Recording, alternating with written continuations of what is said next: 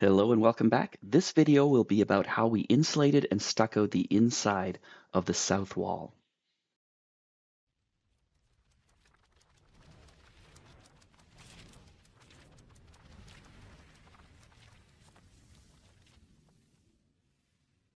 This wall started with steel studs, which we wrapped in rigid insulation and gunnite on the outside. That video's up here. But now we're working on insulating that wall void on the inside. These MarinoWare steel studs are only 3.5 inches deep, and they're difficult to attach to because they're made of strong steel. So I cut some 2x4s in half lengthwise to give myself some 1.5 inch deep furring strips, and then I attached those to the inside of the steel studs using self-tapping metal screws with hex heads that the driver can really hold on to. Then I ripped sheets of 2-inch insulation and put those between the studs. Here I added 3.5 inch thick rock wool bats, that's the orange stuff, behind where the stove will go. That stuff's better for that sort of fire-rated situation. The rest of the wall is further from the stove, so I just use white EPS and pink XPS. Of course, I'm sealing any cracks with spray foam as I go along.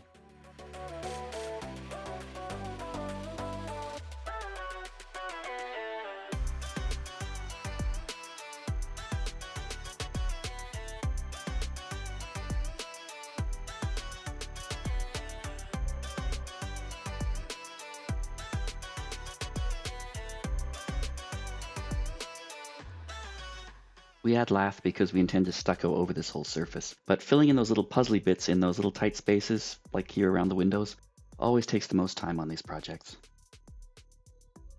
And now we use the ladder, we can go up to the top and do the same part on the top part of the wall. We are skipping that black steel beam for now.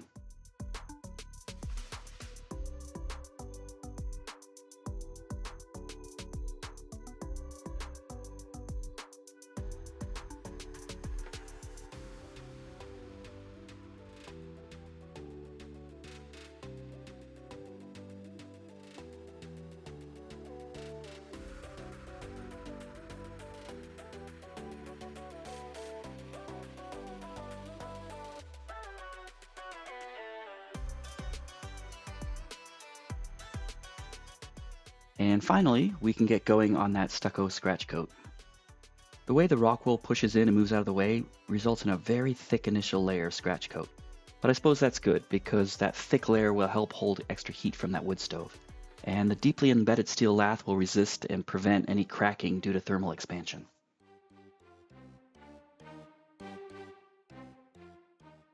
That 4-inch pipe through the wall is a fresh air intake for the wood stove. Wood stoves are more efficient if they're burning outside air instead of using up the warm air that's already in your house and sending that up the chimney.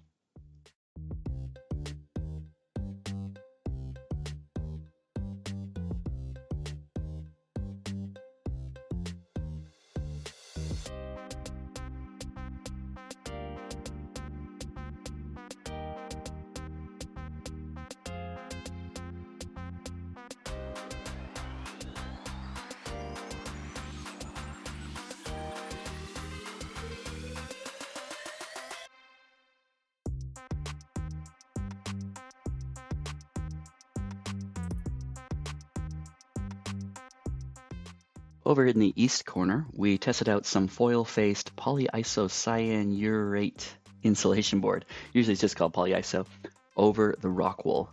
No time to discuss it here, but I'll put a little info about why and why not to use this kind of board down in the doobly-doo. While we were doing other jobs, Sherry put that brown coat stucco over that first section of wall by the wood stove. And now it's time to bring in the wood stove. Getting this heavy thing in and out of my pickup truck was a whole job on its own, but no video for you. The final setup was pretty straightforward though.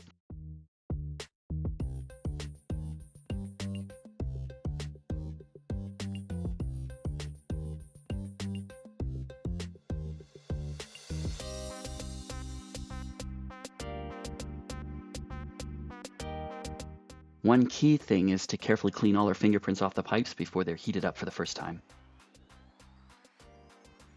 And this is our first fire.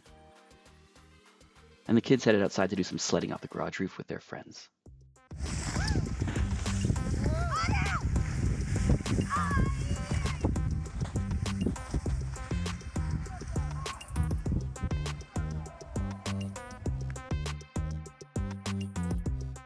And we had a little bit of a lunch party also. It's nice to sit together by the fire like that. Above, you can see the recent blocking that I've done for that circle window. Didn't actually film that part of the work, but later you'll get to see it get stuccoed. Back to work on the installation, starting with tying the lath together a bit tighter.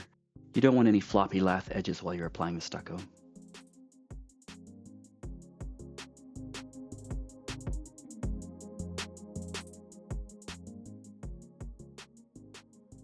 From this angle, you can also see that we did 2 more sections of wall similar to that first section we showed, except without the need for the rock wool.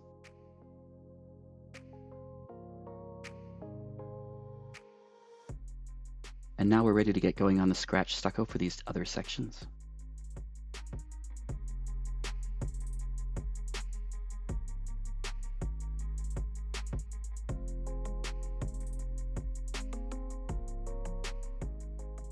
If the wall is very pillowed, like in this section, it's better to stucco the deeper parts along the furring strips first. And then after that sets up a bit, you can come back over and get a nice even scratch coat that won't crack. It was pretty nice and warm in there thanks to those passive solar gain windows. And now that we're living here, actually, that room is always nice and warm in the winter without any heating required, as long as it's sunny. And that concrete mass will actually hold that heat for another day or 2 after the sunny day. Also note how far in the sun can reach in the winter. In summer, the higher solar angle keeps it out of the house so we don't overheat. And now that the sun is set and that deep stucco has been setting up for 6 or more hours, I came back over to complete the wall surface over the polyiso.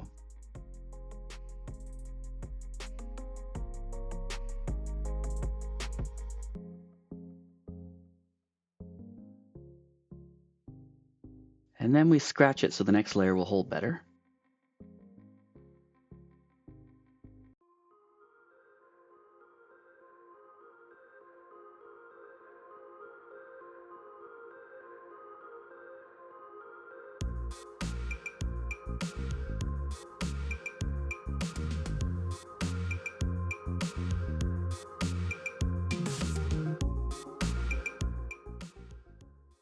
And this is the entryway airlock area, similar process.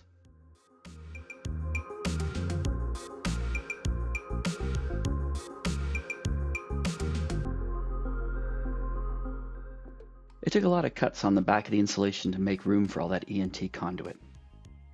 Lots and lots of puzzling work, and a few cans of spray foam to make up for all the remaining gaps.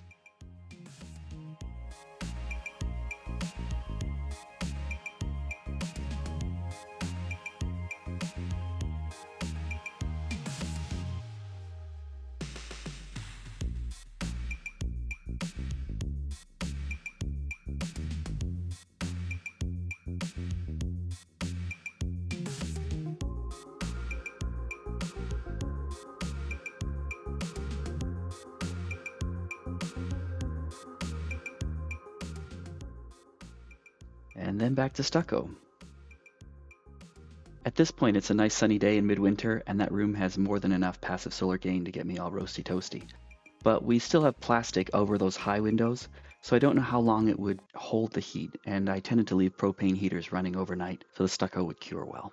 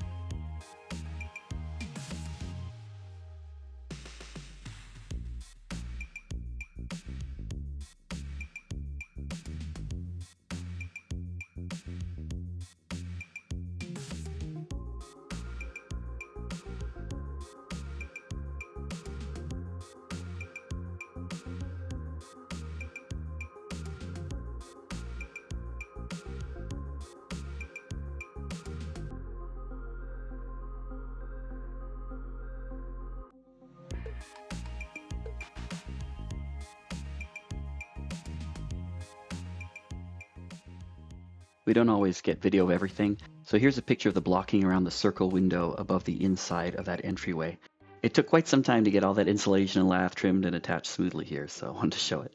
As our typical division of labor, I tend to work on the scratch coat, and Sherry follows behind with the brown coat or finish coat stucco a few days later. Here she is working on that big ring above that front door, and you can see she's already done the vault above her head. I really like this brown coat stucco color. If it stayed this way when it dried, I wouldn't even want to paint it.